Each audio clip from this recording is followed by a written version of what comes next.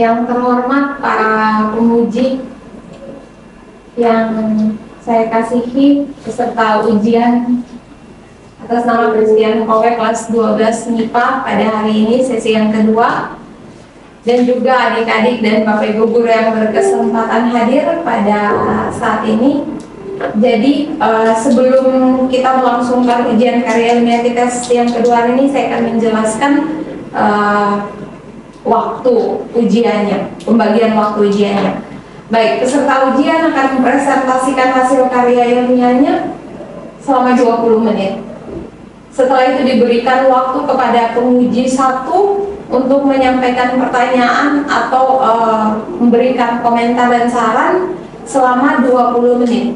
Penguji kedua 10 menit dan penguji ketiga selaku moderator 10 menit.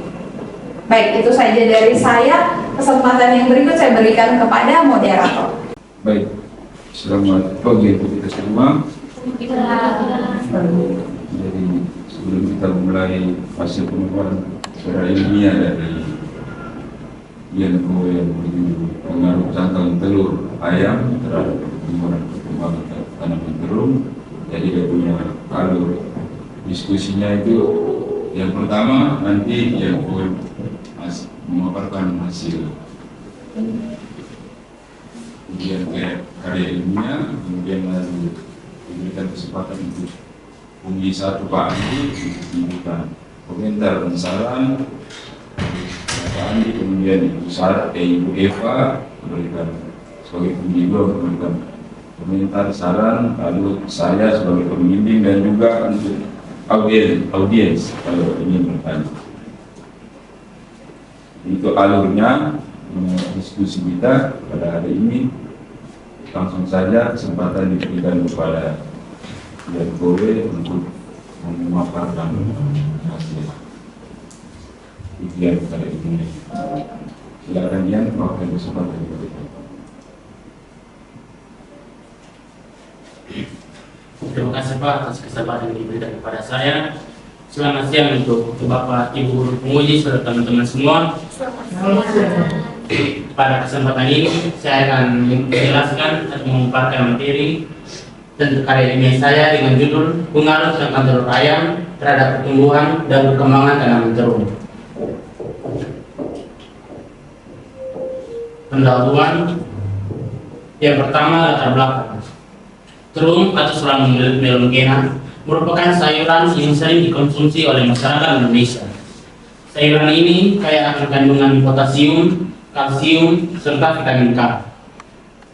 Terung juga bisa membantu manusia dalam menjaga kesehatan tubuhnya, antara lain baik untuk kesehatan jantung, menurunkan tekanan darah, mencegah penyakit kanker, dan meningkatkan kesehatan tulang. Cangkang telur adalah lapisan terluar dari telur. Lapisan ini dapat berstruktur keras maupun lunak. Limbah cangkang telur di Indonesia yang tidak dimanfaatkan setiap tahunnya mencapai 1,7 juta. Dan dari limbah sebanyak ini akan berdampak buruk terhadap lingkungan. Di dalam cangkang telur terdapat kandungan kalsium yang cukup besar dan dapat dimanfaatkan sebagai sumber nutrisi bagi pertumbuhan dan perkembangan tanaman. Rumusan masalah pada penelitian ini adalah apa pengaruh dari cangkang telur ayam terhadap pertumbuhan dan perkembangan tanaman terung. Untuk tujuan dari penelitian ini, untuk mengetahui pengaruh dari cangkang telur ayam terhadap pertumbuhan dan perkembangan tanaman terung. Manfaat dari penelitian ini adalah penelitian ini dilakukan untuk memberikan informasi terkait pengaruh pupuk dari cangkang telur ayam terhadap pertumbuhan dan perkembangan tanaman terung. Berikutnya, tinjauan pustaka. Yang pertama, cara tumbuh dari tanaman terung. Tanaman terung umumnya memiliki daya adaptasi yang sangat luas. Namun, kondisi tanah yang subur dan gembur dengan sistem drainasi dan tingkat keasaman yang baik merupakan syarat yang ideal bagi pertumbuhan dan perkembangan tanaman terung. Untuk pertumbuhan optimum, pH tanah harus berkisar sekitar 5,5 sampai 6,7. Namun tanaman terung masih toleran terhadap pH tanah yang lebih rendah, yaitu 5,0.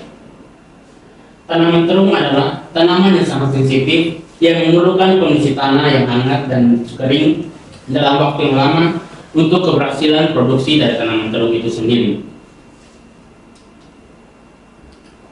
Yang berikutnya, peranan pupuk dari cangkang telur terhadap tanaman.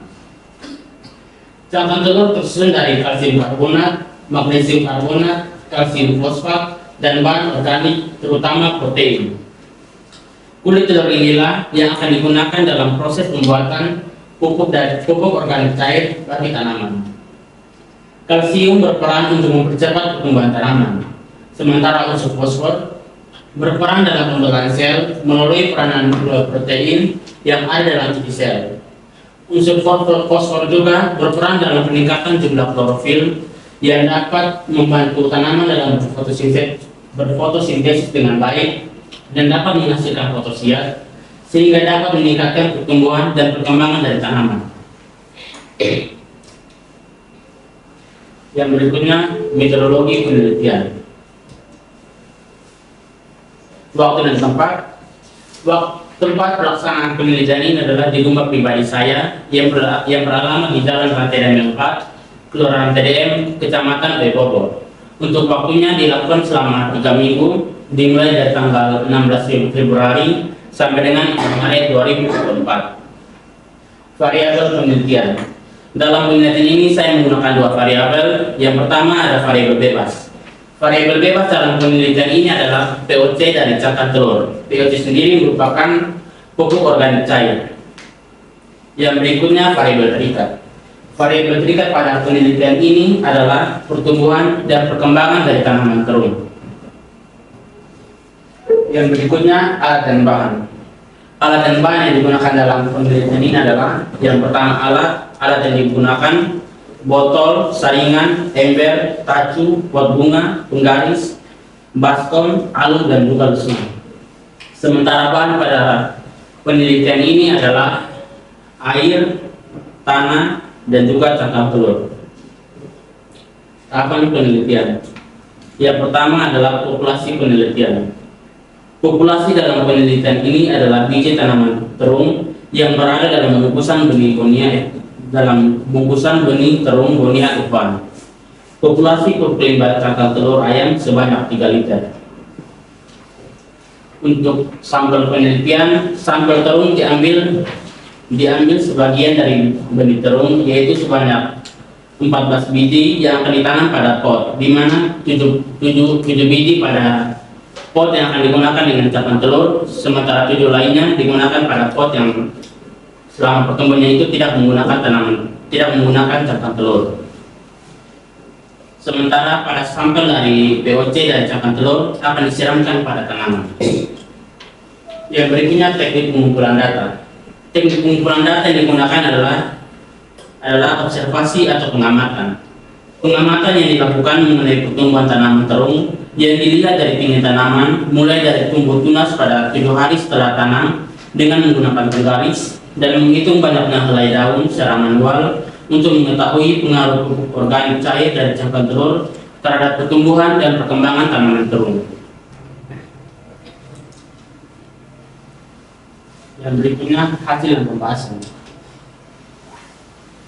Pada tanaman pertama yang selama proses pertumbuhannya menggunakan cangkang pupuk dari cangkang telur akan memiliki tinggi mencapai 11 cm yang diukur menggunakan lister dari ujung akar sampai pada pucuknya. Jumlah helai daun dihitung secara manual berjumlah 4, panjang daun mencapai 2,4 cm, lebar daun mencapai 2,4 cm. Alat untuk mengukur ini adalah lister.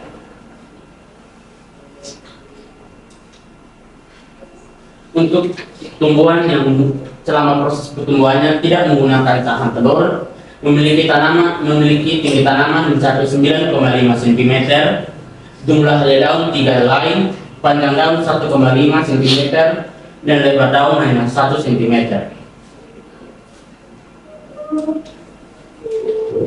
Berikutnya kesimpulan dasar.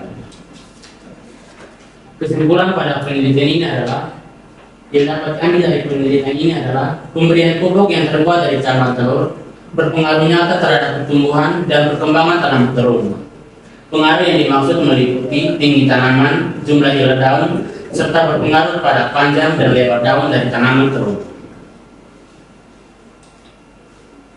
Saran, sebaiknya dalam proses budidaya tanaman terung, petani harus mencoba menggunakan pupuk dari cangkang telur sebagai pengganti pupuk pestisida. Karena pupuk dari cangkang telur ini bisa memberikan manfaat yang baik bagi petani agar bisa meningkatkan produksi tanaman terung tanpa menimbulkan efek samping bagi lingkungan. Sekian dari saya, terima kasih.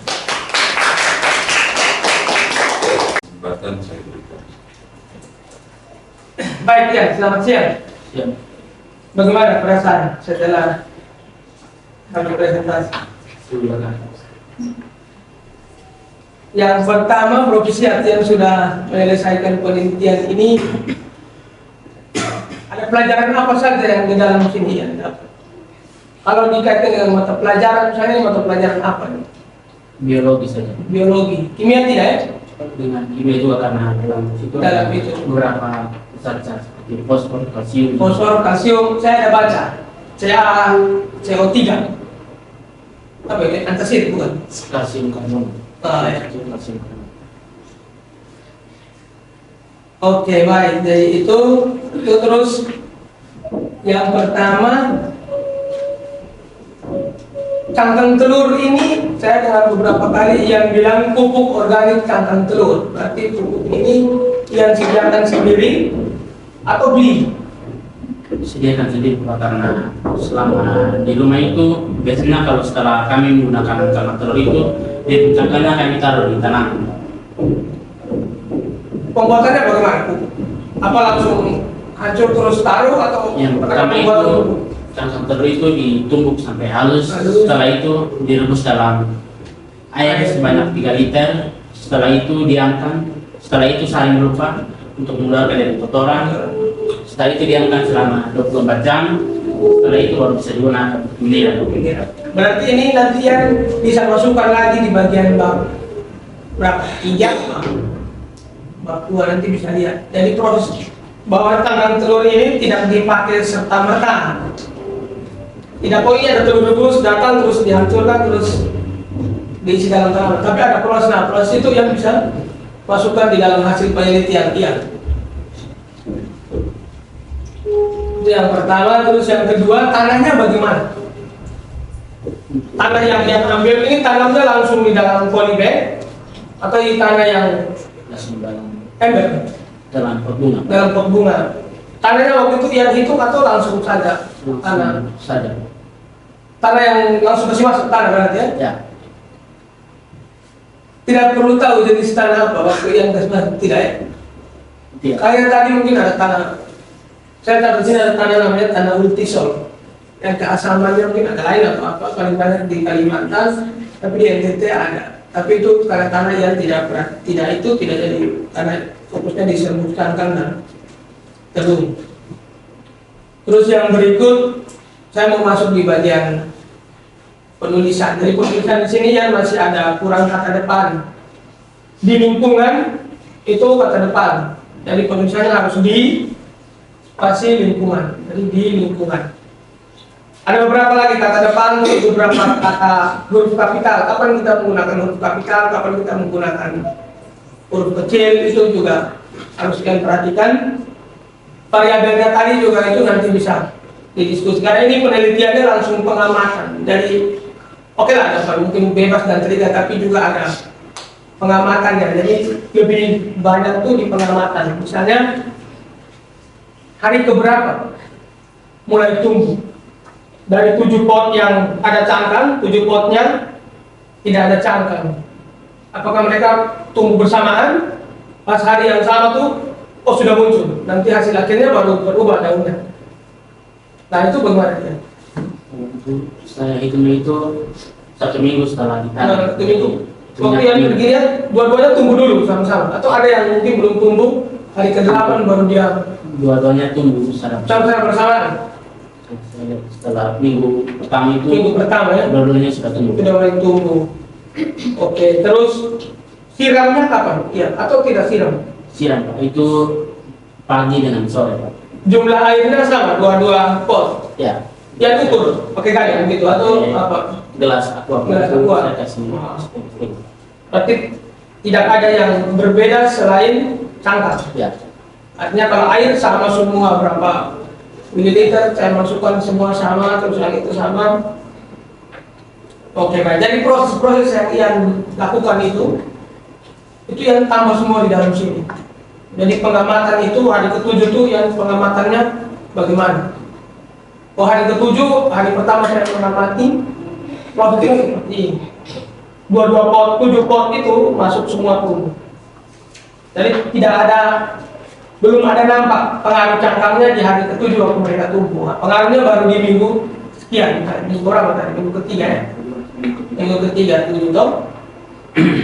Terus di bagian sini juga saya mungkin yang punya tulisan di morfologi di bab 2 kayaknya ada morfologi, ada penjelasan tadi di bagian di skripsinya sini ada morfologi morfologi terung kayaknya. Ya.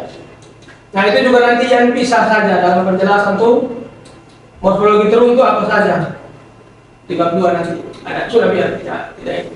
Jadi morfologi terung itu apa saja. Di sini sudah ada tuh beberapa, tapi kalau bahasa Indonesia tuh morfologi itu ilmu tentang morfem. Nah morfem itu satuan bahasa paling kecil. Contohnya meja. Meja ini sudah meja. Jadi dia itu morfem yang paling kecil.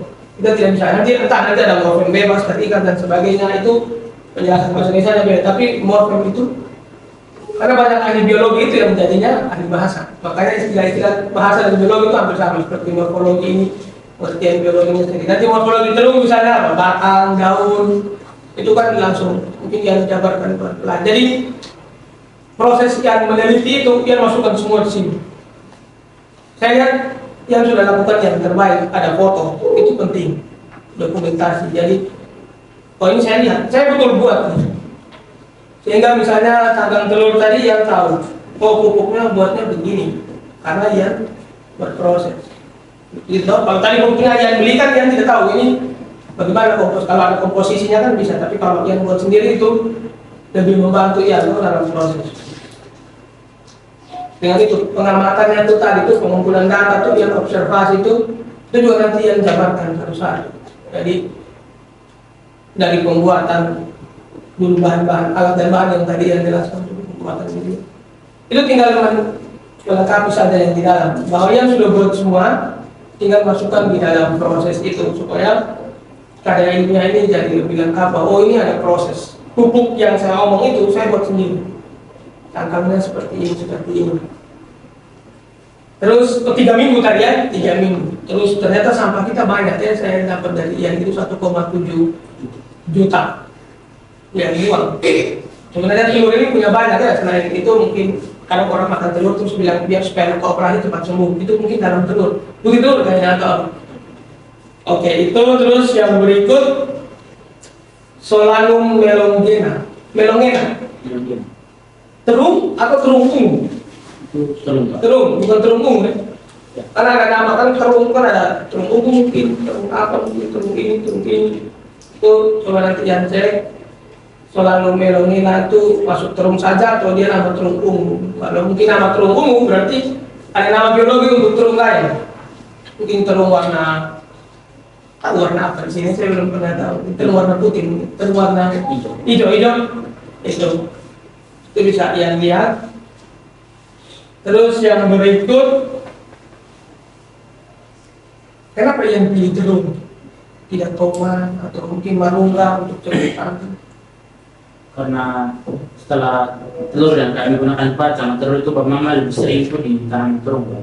Kalau yang nanti taruh nanti biar tanaman ini cepat tumbuh. Jadi yang saya berpikir apakah betul-betul infeksi telur ini bisa untuk mempengaruhi pertumbuhan dan perkembangan telur.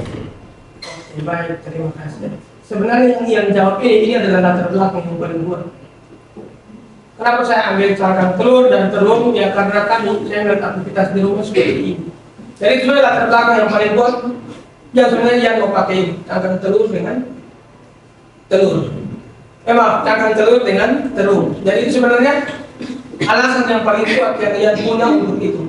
Jadi timbul dari kehidupan sehari-hari, muncullah satu ide untuk melakukan penelitian ini. Jadi itu bagus. Ini nanti hasilnya boleh yang sampaikan di Bapak dan Mama. Video ini kalau keluar yang bisa kasih Bapak dan Mama nonton untuk lihat. Ini hasil dari diskusi kita setiap pagi tanpa sadar. Saya dapat ilmunya dari sini. Sederhana itu tapi bisa dari satu karya ilmiah. Saya masih ada waktu. Sudah berapa? Saya tidak hitung menit makanya. Oke, mungkin saya sarankan itu saja ya. Jadi tinggal tambah semua yang kita lakukan. Ini kan penelitian yang langsung, toh. Jadi setiap proses yang kita teliti itu masuk dalam penjelasan itu. Pengaruhnya itu tadi yang sudah sampaikan, pengaruh nyata. Kan biasanya kalau ada pupuk nanti ada pengaruh nyata, pengaruh tidak nyata. Terus kalau cangkang telur gabung dengan pupuk salah satunya jadinya pengaruh nyata. Terus eksperimen misalnya ke depan misalnya yang bisa kembangkan dari 7 ini. Pot yang satu itu cangkang telurnya 20 gram. Pot yang satu cangkang telurnya, jadi kita bisa kembangkan bahwa pertama punya perubahan. Kedua, kalau kita acak kadarnya, nah itu juga ada perubahan. Kalau kita pakai 20 gram misalnya, dia lebih cepat tumbuh daripada kita pakai 5 gram. Oh, berarti cangkang telur ini punya kadar itu berpengaruh. Memang secara pikir kita bisa tahu, pasti pengaruh, tapi kita coba dulu lakukan. Nanti ke depan kan bisa, kalau yang punya ini bisa lanjut kan masih, dia sudah berbuat belum? Belum, nanti kalau dia sudah berbuat atau pulang, hasil yang ada saya bisa tambah. Oh yang ini saya tambah 1 gumpul tangan, yang ini saya tambah 2 gumpul tangan. Saya lihat nanti di kumpul kemana. Bisa dia melanjutkan terus, bisa jadi percobaan di rumah sehingga dia bisa dapat satu pola, sehingga di rumah kan dia bisa coba tanam terung sendiri atau bisa buka kebun sendiri terung dengan cangkang telur yang ada. Iya. Nasi goreng 1 TDM dari ujung atas sampai ujung bawah ini dia pun cangkang telur yang bisa bayarkan satu rak isi berapa? 40 toh. Kalau satu malam satu warung menghabiskan 40 rak, 40 itu dalam satu rak. Taruhlah ada 10 di sini saja sudah 400 kulit telur itu tuh dan itu 400 itu kalau yang ukur baik-baik bisa jadi terung mungkin 2 beden bantu dulu dari punya di belakang bisa berpengaruh terhadap kangkung, bisa kita uji coba ya? Oke baik ya, mungkin saya sekian, yang lain tinggal yang tambahkan. Provisian yang sudah berproses, fotonya juga sudah ada, sangat bagus, yang berproses pelan-pelan, dan yang paling penting itu tadi masalah yang Ian ambil itu tidak jauh dari Ian, ada di dekat Ian, dan itu kreativitas. Jadi orang yang kreatif itu bukan orang yang terlalu pintar sekali dan tidak. Dia bisa menghubungkan hal yang sederhana itu dengan sesuatu yang menghasilkan satu pikiran baru, itu sudah, itu orang kreatif. Jadi seperti yang Ian buat ini sudah kreatif sekali. Bisa menangkap sesuatu dari keseharian terus menjadikan itu sesuatu yang berguna. Ya, Ian? Oke, Profesian saya kembalikan. Terima kasih. Baik, terima kasih Pak untuk saran masukannya pada peneliti dan poet. Yang berikut saya berikan kesempatan kepada penguji 2 Ibu Eva untuk memberikan saran dan komentar. Waktu dan kesempatan diberikan. Baik, terima kasih Pak Uno. Opsinya, oke Ian. Nah, di sini judul Ian tentang pengaruh cangkang telur ayam terhadap pertumbuhan dan perkembangan tanaman terung. Ini sudah baca juga punya Ian semua. Nah, di sini ada beberapa hal yang ingin perlu tekankan di Ian. Mungkin lebih ke apa Ian buat karya ini juga Ian harus perlu ada penelurannya itu bagaimana spasinya, jarak, huruf, margin, kalimat, kapan harus kapital, seperti yang Pak Ali bilang, huruf kecil kapan, kemudian huruf miringnya itu kapan. Jadi itu semua Ian harus perhatikan. Kemudian di bagian kata pengantar juga bagaimana tulis Pak Tino punya gelar, SPD-nya itu bagaimana, P huruf apa, huruf kecil, huruf besar, hal kecil saja itu, tapi perlu diperhatikan. Kemudian dia punya daftar isi juga, itu yang harus perhatikan, karena itu semua titik-titik. Terus yang tidak rapi itu. Oke. Masuk untuk di latar belakangnya. Ya. Nah, untuk di latar belakang ini, Ian kan waktu pertama Ian sudah bahas mengenai terung. Ya. Bagaimana Ian sudah bahas tentang terung. Nah, Ian kan melihat di bagian-bagian terung, apa, panjang terung, terus jumlah daun. Jadi latar belakang Ian harus berbuat dengan itu. Ian harus bahas. Ini saran dari ibu saja. Ian harus bahas di dalamnya. Kemudian hubungan cangkang telur dengan pertumbuhan dan perkembangan terung itu bagaimana? Itu yang harus masukkan di bab 1 di latar belakang. Kemudian kenapa alasan Ian pakai terung yang Bonia F1 kan? Ya. Ya, alasan Ian pakai terung itu kenapa? Mau anak punya diminta. Tadi saya ambilnya itu dari yang punya Evan. F1 itu Ya. kan ada banyak jenis tapi ada begitu. Kemudian ya, perumusan masalah juga. Tadi ya di sini coba tulis apa pengaruh cangkang telur terhadap pertumbuhan dan perkembangan tanaman. Sedangkan tadi yang jelaskan yang tanaman yang tambah dengan cangkang telur. Jadi yang harus perhatikan apa yang tulis di sana terus apa yang tulis di sini.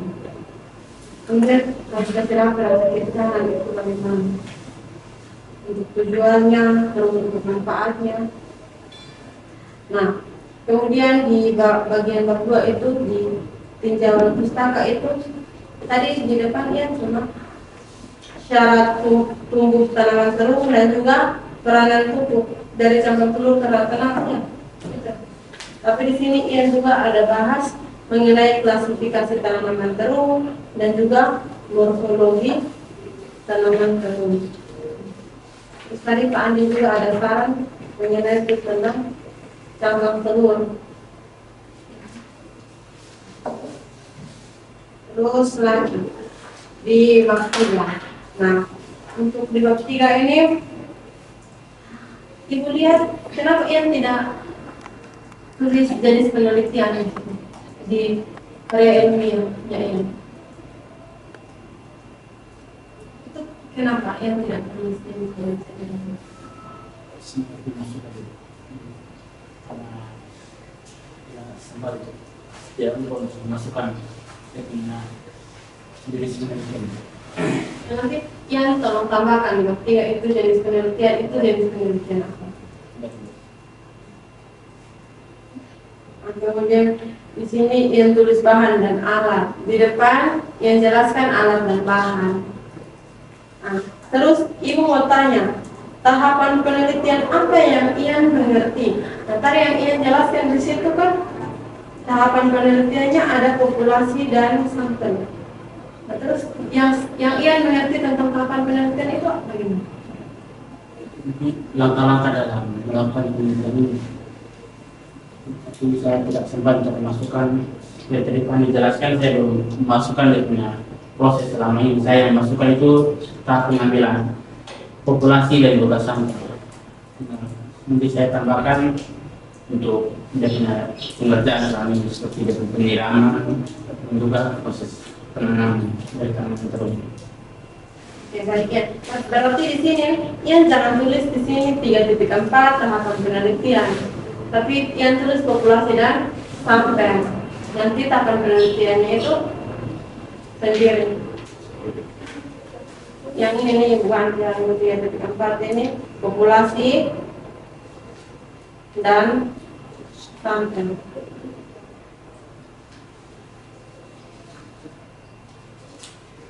Terus untuk kesimpulan data juga sudah. Terus tadi Ibu lihat Ibu dengar yang juga masih bilang mister. Ingat yang kita belajarnya bukan mister, ya. Atau kita belajar mister. Kita belajar mister atau apa ya? Selain penggaris apa yang biasa kita sebut? Mister atau mistar. Mistar. Nah, jadi yang tertulis apa? Mistar. Bukan mister ya.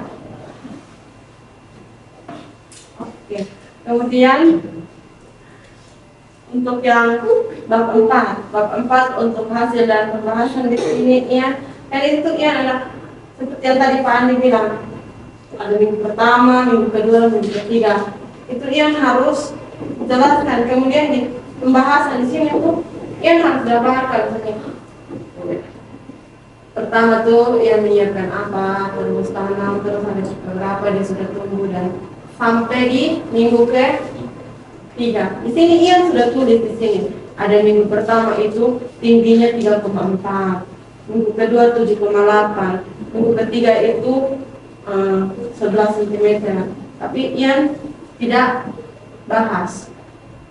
Kemudian Ian juga nomor 1 di hasil itu Ian tidak tulis jumlah daun. Jumlah daun sini tidak ada. Jadi nanti di hasil itu Ian tulis jumlah daunnya berapa. Terus kan Ian ada foto di belakang kan ya. Itu juga kan bisa jadi satu acuan supaya Ian tahu, oh ternyata di hari ini ini terungnya sudah tinggi begini. Hari ini terungnya begini, mengalami perubahan begini. Hari ini terungnya mengalami perubahan begini. Ya misalnya ada foto yang Ian ini kasih masuk tanah ini bibit. Oh ini hari pertama saya kasih masuk tanah, kemudian saya kasih masuk bibit begini. Nah, ada semua Ian ada foto di sini, ini kan? Ian bisa menjelaskan dari situ.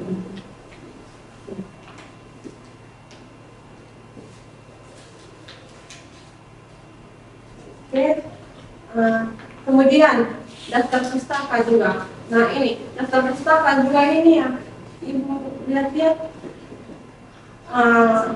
harus perhatikan penulisan daftar pustaka. Kemudian kalau yang mereka ambil dari mana, tolong yang mereka sertakan di dalam daftar pustaka dan perhatikan penulisan daftar pustaka. Memang kita masih tulis karya ilmiah ini istilahnya pustaka untuk belajar, tapi di sini juga kan untuk yang mereka mempersiapkan diri untuk kedepannya supaya yang mereka sudah tahu, oh ternyata harus begini. Itu saja dari Ibu dengan Profisiat yang sudah bekerja keras.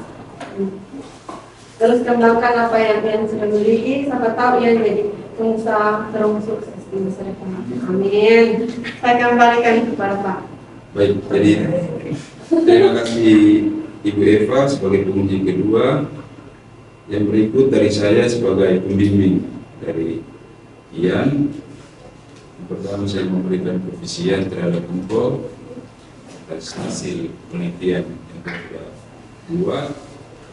Yang berikut lagi saya memberikan terima kasih untuk penguji 1 Pak Andi, penguji 2 Ibu Eva untuk masukan kritiknya, nanti akan diperbaiki.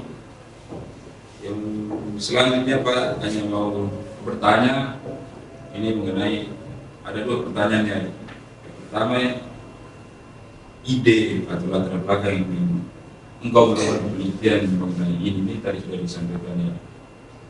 Ditanya oleh Pak Andi, tidak sudah jawab bahwa karena bapak dan orang tua ya yang simpan saja, nanti akan itu yang latar belakang untuk melakukan penelitiannya. Jadi kita melakukan hal-hal penelitian itu dari sekitar kita dulu ya. Kemudian yang kedua yang tanya ini mengenai kendala, apakah engkau melakukan proses penanaman yang dicoba itu apakah mengalami kegagalan atau tidak? Untuk kegagalan sih Tidak, apakah dia tumbuh tanam tidak tumbuh atau tidak tumbuh? kalau selama sini belum ada gagal karena kebetulan di rumah juga sudah di kebun juga sudah sering tanam Pak. Jadi sudah ada sedikit pengalaman, jadi selama proses ini saya bisa mengenalnya dengan baik tanpa ada kendala. Jadi sudah berarti ini sudah pernah melakukan ya, jadi Ya. tidak kendala yang kau hadapi tidak ada toh. Baik, jadi ini sebagai pembelajaran ya. depan atau kalau kuliah berlanjut perguruan tinggi pasti ada dapat ini yang mengenai penelitian. Jadi ini sebagai modal engkau kita semua lanjut supaya punya bayangan atau gambaran seperti apa melakukan sebuah penelitian, kemudian bagaimana dia punya hasilnya seperti apa, langkah-langkah intinya itu harus memahami bagaimana cara penulisan sistematika penulisan itu harus paham baik-baik. Ya, itu masukan dari Pak. Jadi mungkin dari audiens ada yang mau bertanya? Tidak ada. Jadi